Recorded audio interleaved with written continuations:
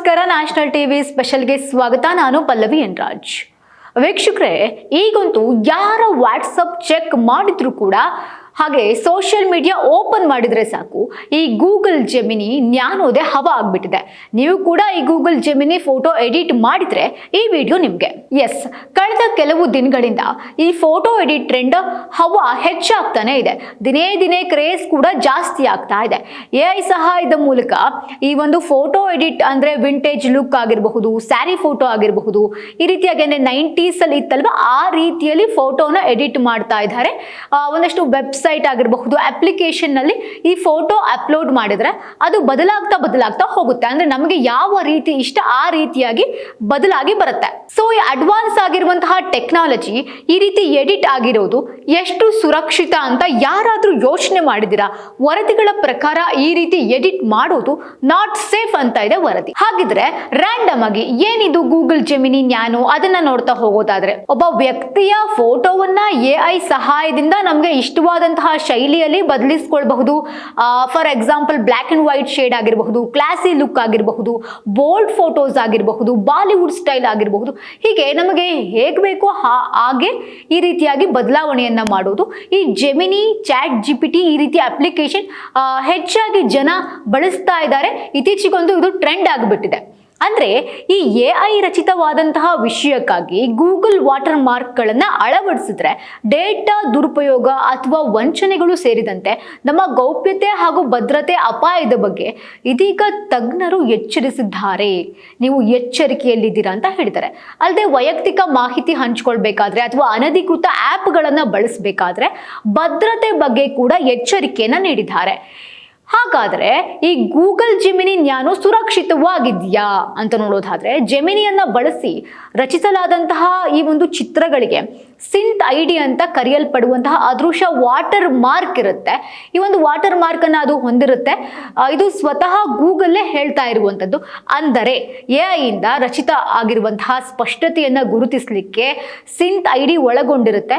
ಹೀಗಾಗಿ ನೀವು ಫೋಟೋಗಳನ್ನ ಎಷ್ಟು ಕಾನ್ಫಿಡೆಂಟ್ ಇಂದ ಎಡಿಟ್ ಅನ್ನ ಮಾಡ್ಕೊಳ್ತೀರಿ, ಹಾಗೇನೆ ಗೂಗಲ್ ಸ್ಪಷ್ಟಪಡಿಸುತ್ತೆ ಅದನ್ನ.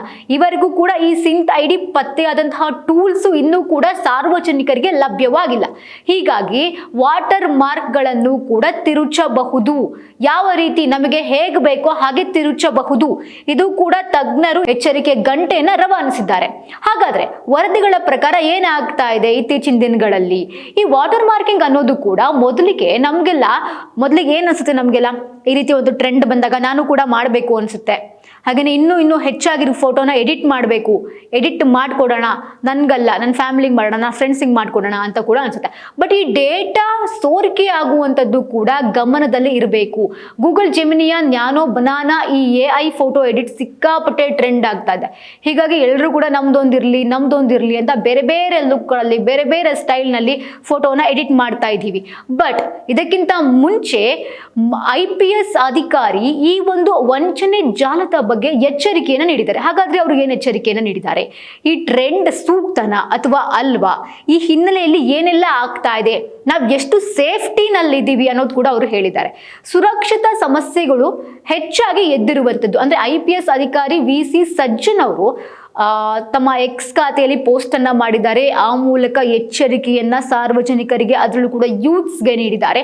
ಇಂಟರ್ನೆಟ್ ಟ್ರೆಂಡ್ಗಳ ಬಗ್ಗೆ ಜಾಗರೂಕರಾಗಿರಬೇಕು ನಾವೆಲ್ಲರೂ ಕೂಡ. ಈ ನ್ಯಾನೋ ಟ್ರೆಂಡಿಂಗ್ ಕ್ರೇಜ್ಗೆ ಸಾಕಷ್ಟು ಜನ ಬಲಿ ಆಗ್ತಾ ಇದ್ದಾರೆ ಅಂತ ಸೂಚನೆ ಕೂಡ ಕೊಟ್ಟಿದ್ದಾರೆ. ವೈಯಕ್ತಿಕ ಮಾಹಿತಿಯನ್ನ ಆನ್ಲೈನ್ ನಲ್ಲಿ ಹಂಚಿಕೊಳ್ಳೋದು ಕೆಲವೊಂದಷ್ಟು ಸ್ಕ್ಯಾಮ್ಸ್ ಕೂಡ ಆಗಬಹುದು ಅಂತ ಕೂಡ ಹೇಳ್ತಾರೆ. ಇದಕ್ಕೆ ಕೂಡ ಕಾರಣವನ್ನು ಆಗಬಹುದು ಅಂತ ಅವ್ರು ಹೇಳ್ತಾರೆ. ಕೇವಲ ಒಂದೇ ಒಂದು ಕ್ಲಿಕ್ ನಲ್ಲಿ ನಿಮ್ಮ ಬ್ಯಾಂಕ್ ಖಾತೆಗಳಲ್ಲಿರುವ ಹಣ ದೋಖ ಆಗುತ್ತೆ, ಅಪರಾಧಿಗಳ ಕೈ ಸೇರುತ್ತೆ. ನೀವು ಇದ್ರ ಬಗ್ಗೆ ಎಚ್ಚರಿಕೆಯನ್ನು ವಹಿಸ್ಕೊಳ್ಬೇಕು ಅಂತ ಕೂಡ ಅವರು ಹೇಳ್ತಾರೆ.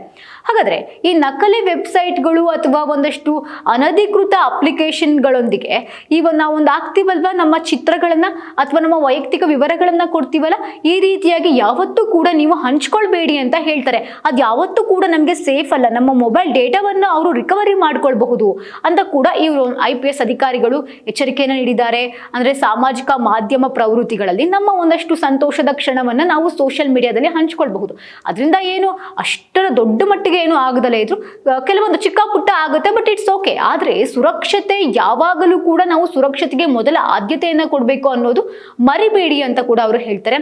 ಟ್ರೆಂಡ್ಗಳು ಬರುತ್ತೆ ಹೋಗುತ್ತೆ, ಆದರೆ ಈ ಒಂದಷ್ಟು ಫೇಕ್ ವೆಬ್ಸೈಟ್ ಅಥವಾ ಅನಧಿಕೃತ ಅಪ್ಲಿಕೇಶನ್ ಏನಿದೆಯಲ್ವಾ, ಇವು ಒನ್ಸ್ ನಮ್ಮ ಡೇಟಾವನ್ನ ಅಪ್ಲೋಡ್ ಮಾಡಿದ್ರೆ ಅದನ್ನ ಮರಳಿ ಪಡೆಯೋದು ನಾವು ಬಹಳ ಕಷ್ಟವಾಗುತ್ತೆ. ನೀವು ಎಚ್ಚರಿಕೆಯನ್ನು ವಹಿಸಬೇಕು ಅನ್ನೋದು ಅವರ ಒಂದು ಮಾತಾಗಿರುತ್ತೆ. ನೀವು ಅಪರಿಚಿತ ಹಾದಿಯಲ್ಲಿ ಏನಾದರೂ ಹೆಜ್ಜೆ ಹಾಕಿದ್ರೆ ಖಂಡಿತವಾಗಿಯೂ ಕೂಡ ಗುಂಡಿಗೆ ಬೀಳೋದು ಪಕ್ಕ. ನಿಮ್ಮ ಫೋಟೋಗಳು ಅಥವಾ ವೈಯಕ್ತಿಕ ಮಾಹಿತಿಯನ್ನ ಅಪ್ಲೋಡ್ ಮಾಡಲಿಕ್ಕೂ ಮುನ್ನ ಮೊದಲು 2 ಬಾರಿ ಯೋಚನೆಯನ್ನ ಮಾಡಬೇಕು. ಅಂದ್ರೆ ಆ ಒಂದು ಮುಂದುವರಿಸಿ ನೀವು ಏನಾಗಬಹುದು ನೆಕ್ಸ್ಟ್ ಅನ್ನೋದನ್ನ ಯೋಚನೆ ಮಾಡಿಕೊಂಡು ನೀವು ಈ ರೀತಿ ಅಪ್ಲೋಡ್ ಮಾಡಬೇಕು. ಡೇಟಾ ಆಗಿರಬಹುದು, ಹಣ ಆಗಿರಬಹುದು, ಇದೆಲ್ಲವೂ ಕೂಡ ನಮ್ಮ ಜವಾಬ್ದಾರಿ ಆಗಿರುತ್ತೆ. ಒಂದು ರೀಸೆಂಟ್ ಆಗಿ ಒಂದಷ್ಟು ಟ್ರೆಂಡ್ಗಳು ಬರುತ್ತೆ, ಕಣ್ಣಿಗೆ ಕಾಣದೆ ಮರೆಯಾಗಿ ಹೋಗ್ಬಿಡುತ್ತೆ. ಆದ್ರೆ ನಾವು ಕಳೆದಿರುವಂತಹ ಕ್ಷಣಗಳು ನಮ್ಮ ಪ್ರೀತಿ ಪಾತ್ರದ ನೆನಪನ್ನ ರೀಕ್ರಿಯೇಟ್ ಮಾಡಿಕೊಡುತ್ತೆ.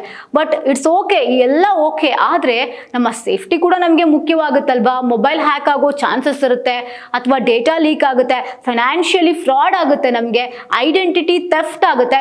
ಈ ರೀತಿಯ ಒಂದಷ್ಟು ಸಮಸ್ಯೆಗಳು ಕೂಡ ಉಂಟಾಗುತ್ತೆ. ಸೈಬರ್ ಕ್ರೈಮ್ ಪೊಲೀಸ್ಗೆ ಈ ರೀತಿ ಸಮಸ್ಯೆಗಳೇನಾದ್ರೂ ಕಂಡು ಬಂದ್ರೆ ತಕ್ಷಣವೇ ದೂರು ಕೊಡಬೇಕು. ಈ ಟ್ರೆಂಡ್ ತಾತ್ಕಾಲಿಕವಾಗಿದ್ರು ಡೇಟಾ ಸುರಕ್ಷತೆಯ ಕ್ರಮ ನಮಗೆ ಶಾಶ್ವತವಾಗಿರಬೇಕು. ಕ್ರಮವನ್ನು ತಾವು ವಹಿಸ್ಕೊಳ್ಬೇಕಾಗತ್ತೆ.